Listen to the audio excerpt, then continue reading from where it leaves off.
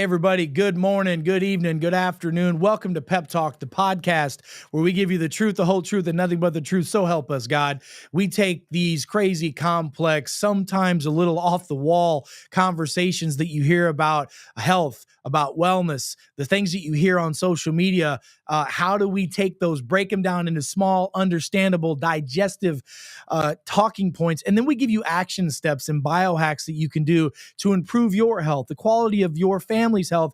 And if you're a physician, because I know we have lots of physicians that tune in every day, how they can help improve the health of their patients and their community.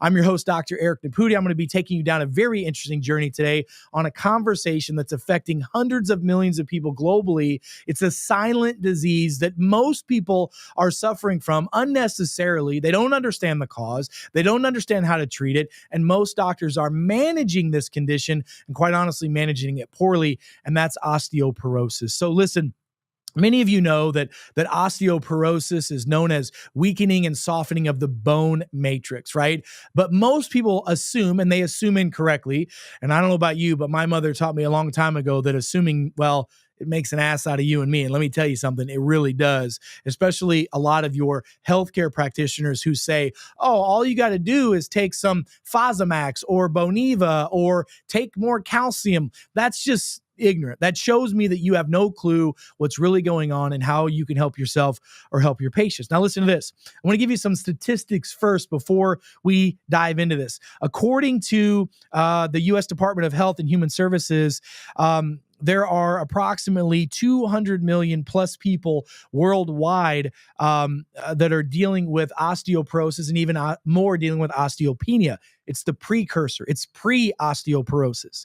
And about 20 million people in the U.S. And another 44 million people who have low bone density, putting them at risk of developing osteoporosis, which leads to all kinds of symptoms. Not only is this the cause of, you hear people say, well, that person fell and broke their hip. The majority of those people actually slipped, broke their hip, and then fell. Right? That's what the most common deal is. And then also in the spine, you see folks when they're young and standing up and they have great posture. And as they get older, they start to get this kyphotic curve and their vertebrae start to compress and the bones start to disintegrate. And that's not good. The bones are the structure that helps us stay mobile. The bones are the structure that holds our body up and allows our organs, our nerves, and everything else to function properly. And by the way, I will tell you that osteoporosis and osteopenia are major causes of joint pain in folks. A lot of people get misdiagnosed with osteoarthritis when the reality of it is that they have softening of the bone matrix. And the osteoarthritis is really, truly a protective mechanism. Let me say that again.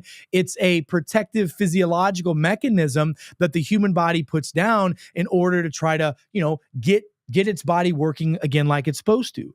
So let's talk about, I want to read some of my notes here. So some of the main causes of osteoporosis, people associate it with an aging disease. Well, just because you get older doesn't mean you have to have osteoporosis. And by the way, it's not an aging issue. It's a chronic inflammatory and a chronic malnutrition issue. It's not just aging. It's hormonal in relation. It's nutritional deficiencies. It's genetics. It's all these things. And I want you to understand what we need to go through to help with this. We know that calcium and vitamin D play a huge role in the bone matrix, but you need a lot more than that to fix this problem. So let's talk a little bit about it. Let's break it down from a genetic standpoint first. Did you know that there are certain genes in the body? There's something called the single nucleotide polymorphisms. These are what are known as your clean genes versus your dirty genes. A clean gene is a gene that's firing like it's supposed to. It's doing the downstream function proper and everything is good. If you have a dirty gene, that gene is not working like it's supposed to. That gene is misfiring. It's causing issues. And that's a problem. Right. And by the way, let me give you a list of some of these genes and how do you test, not guess, to see what's going on from a genetic standpoint. I want you to write this down. There are five main genes, five main SNPs that if you have these genes, dirty genes in your body, you're going to be more predisposed to problems that are going to lead to osteopenia and ultimately osteoporosis. And by the way, if you haven't done so, one of the most powerful tests that you can do to find out how your body really needs to live, sleep, exercise, supplement, etc., is a single nucleotide polymorphism genetic test. I use the BioLimitless Discovering DNA Wellness Kit, and it measures over 800,000 genetic points, 800,000 of them. And these are the top five that really play a role in this. Number one is something called your VDR, your vitamin D receptor. Your vitamin D receptor is first of all, it's a methylation gene, but it's also a gene that tells how your body absorbs and utilizes vitamin D. Vitamin D is not really even a vitamin. Honestly, you guys, it's a prohormone that regulates hormone function, brain function, immune function, nervous system function. I mean, almost every cell in your body has its own vitamin D receptor. Okay. The second thing I want you to understand about vitamin D receptor is if you have this problem, your body can't methylate, which means that gluten is an allergy to you. And if you take gluten, it's going to cause you to have cellular inflammation, which is going to lead to poor absorption of the minerals that are needed for the bone matrix, which is way more than just calcium. There are dozens and dozens of minerals that are needed to make the bone matrix work like it's supposed to. The second gene is called your COL1A1. That's COL1A1 gene, which involves collagen production. By the way, many people are out there supplementing collagen, and it's not doing a darn bit of good for them. Why? Because they've got genes in their body that aren't converting that collagen to usable tissue repair in the joints and in the muscles and in the bones. So that COL, which is a collagen, COL1A1 gene, if it's not working, will lead to weak bone matrix and will lead to osteoporosis and osteopenia. Here's another one, the LRP5. LRP5 gene is a gene that is massively associated with bone density. And if you have a problem with that gene, you're going to have lower bone mass as well. Big issue. The MTHFR. You hear me talk about this gene all the time because MTHFR, if you are positive for that gene, you're going to have some issues with all methylation, with all detoxification, and with all absorption.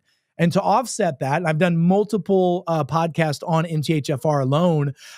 You've got to change your diet. You can't have gluten, breads, pastas, grains. Everything needs to be gluten-free. You got to minimize your intake of juice. Sugar has to come down. You've got to have methylated B12 and methylated B9 in your system, amongst many other things. And you're going to have elevated homocysteine levels, which can cause cardiovascular inflammation and ultimately lead to other serious vascular problems. The fifth and final gene is your estrogen receptor gene, which is your ESR1 gene. If you have any of those five genes or all of those five genes as non-firing dirty genes in your system, that's going to lead to a higher risk of osteoporosis, osteopenia. Now, there are lifestyle changes you can make, supplementations you can do to help offset that and, mitigate those genes from expressing negatively. The second thing I want you to understand is that there are 92, listen to this, there are 92 essential nutrients for daily health of the body, including bone health, 92 essential nutrients. There are 16 vitamins that are essential. There are 60 minerals that are essential, including calcium, magnesium, boron, zinc. I mean, these are all vital. These are all vital for making the bone matrix work like it's supposed to. So much more than just taking calcium. If your doctor says, "Oh, take calcium, you'll be fine," they clearly have no clue of what they're talking about. And then there's two essential fatty acids, omega-3s, and then you need a little bit of omega-6, but not a lot. Omega-6s are pro-inflammatory. If you have too many of those, it's a problem. But all of those work together to help make up the bone matrix. By the way, one of the best ways to get that in your system every day is by using sea moss. Sea moss, it's got to be good, organic, healthy sea moss, but sea moss typically has the 92 essential nutrients that the human body needs in it for daily function. The third thing I want to talk about is bone matrix composition. What are your bones made of? The bone tissue is primarily made of calcium and phosphorus, but it also contains 20 additional minerals, including magnesium, boron, silicon, zinc, many other minerals that are needed for the bone to work like it's supposed to. And if you are taking a Fosamax or a Boniva, a medication to keep the bones thicker, how that works is it stops the normal process of the bone repairing itself. Just like your skin, bone sloughs off the outside layers of the bone that are the weak part of the bone. New bone forms from the inside out, and it sloughs off that outside layer. Well, if you're taking a Fosamax or a Boniva, it stops that outside layer of the weak bone tissue from sloughing off in the first place, from coming off. It's like your skin peeling, right? That old skin has to peel off so new skin can take its place, healthy skin. Well, Boniva, Fosamax, and other medications don't allow that to happen. So yes, it causes your bone to be thicker. Yes, it causes your bone mass to be higher on a bone mass DEXA scan, but it's not healthy bone. It's still brittle bone, and you still have a huge risk for increase of, fractures and bone pain and joint pain from that.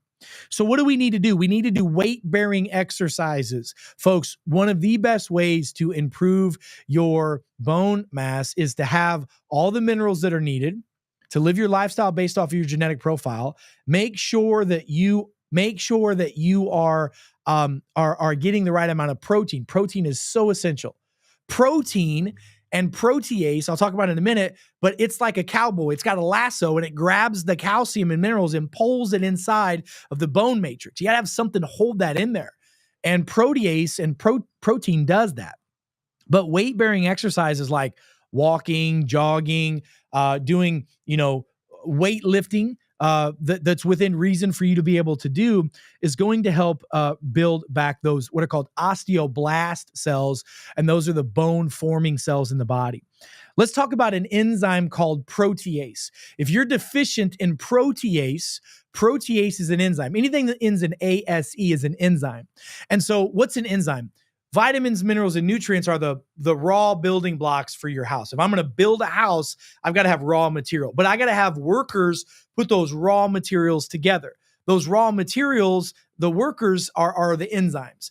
And protease is a specific enzyme that helps the body digest and break down protein into amino acids. And then it forms it into the bone matrix and muscle matrix and collagen matrix. And it also is where the formation of peptides come from in the human body. And remember, once you get over the age of 30, you lose 90% of the production of the enzymes in your body. So if you're not supplementing with exogenous supplemental enzymes, and they must be plant-based enzymes that have protease in it, you're not going to be able to have collagen repair. You're not going to be able to have bone repair. That's a big deal, which will lead to more osteoporosis. Let's talk about the importance of the gut microbiome. Hippocrates, the father of medicine, said all disease begins in the gut. Well, if the gut is out of balance and 95% of the population, especially those that eat the standard American diet, have an abnormal gut microbiome, that is going to lead to malabsorption and inflammation. Listen, a healthy gut microbiome is necessary for mineral absorption. Those 92 essential nutrients cannot get absorbed if your gut microbiome is problematic. So having a formula, I use a product called Master Microbiotics that is a spore-based microbe that allows your body to get lactobacillus and bifidobacteria, specific types and strands, into the body, which allows the body to absorb those nutrients, which reduces the risk of malabsorption and reduces the risk of osteoporosis and osteopenia. So what are some things that you can be doing, action steps that you can take right now to help improve the risk or reverse osteoporosis and osteopenia? Step number one, vitamin D. Your vitamin D levels on a blood test need to be between a 60 and a 100. Between a 60 and a 100. Those are your optimal ranges. Anything below that is suboptimal. By the way, magnesium, not vitamin K2, magnesium is what helps absorb vitamin D into the system. Vitamin K2 is necessary if you have excess calcium in the body, okay? So if you have excess calcium, vitamin K2 will pull that out. But if you have osteoporosis, you probably don't have excess calcium. You have a deficiency in it. So taking vitamin K2 might not be the best solution for you. I just want to make that clear. Number 2, incorporating weight-bearing exercises. There are programs out there that help improve the strength of your bone, organizations and clubs that you can join, and I encourage you to do that. I mean, there are certain gyms that have protocols and practices that you can join and help. I'm not promoting any of them, but I think all of them have benefits. So weight-bearing exercises, at least 3 times a week, has been shown to help improve the bone matrix.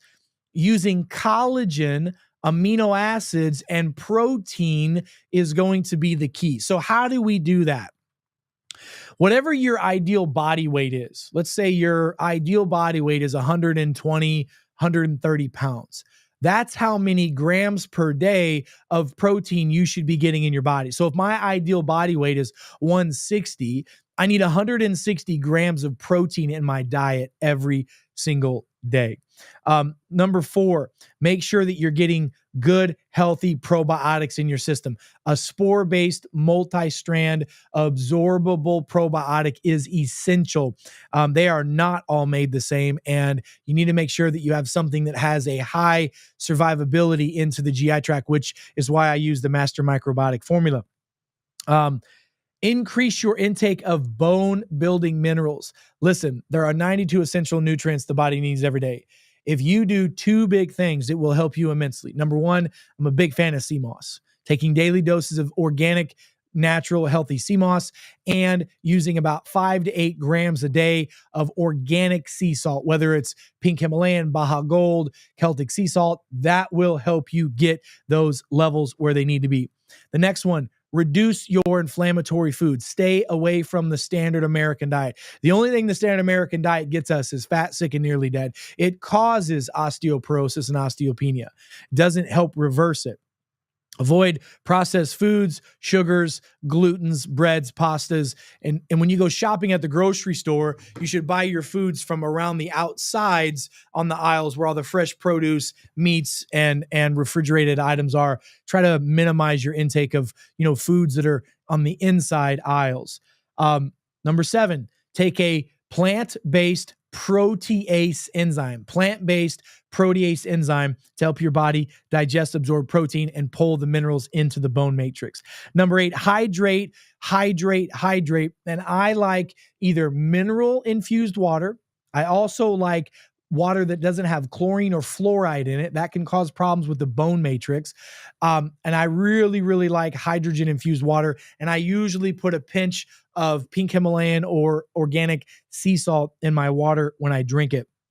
Number 9, make sure your hormones are balanced naturally, especially testosterone, estrogen, and progesterone. Those are ridiculously important, but so is the thyroid. Making sure the thyroid is balanced. And if it's not, another biohack, take 300 micrograms of selenium a day seems to be very beneficial.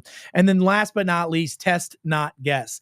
Get a genetic profile. I'm a huge fan of the BioLimitless Discovering DNA wellness kit. It is a game changer. Looking at your gut microbiome, another game changer, and having a functional medicine blood test to know your vitamin and nutritional deficiencies and potential heavy metal toxicities can help you get to the root of the problem. So if your doctor is not telling you these things, find a new one, okay? Or physician heal thyself. Become your own physician. Understand that your body has the ability to heal. You just don't need interference. You just need to have that interference removed from the body. So folks, here's what I want you to do. Go back, re-listen to this, share this with your friends and family. Go to our website. That's peptalk.world. peptalk.world. Like, share, subscribe. Blast us out on all your social media platforms because the truth will set you free, and knowledge is power, but wisdom is taking that knowledge and applying it to your life. Folks, until we meet again, I'm Dr. Eric Naputi. God bless you. God bless America, and God bless the world. Stay smart out there, and I'll see you next time. Be well.